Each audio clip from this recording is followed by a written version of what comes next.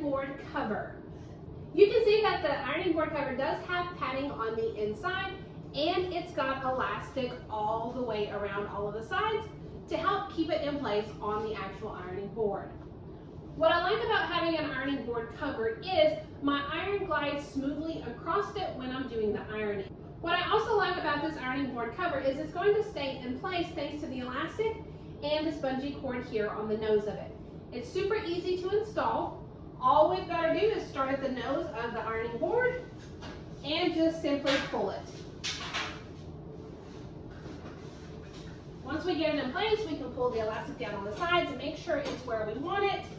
And then we can just simply pull this tight to help keep it in place. And the ironing board cover does come vacuum sealed, so when it's fresh out of the bag, it may be a good idea to go ahead and take the iron out and get all of the wrinkles out. So I hope you found the review helpful.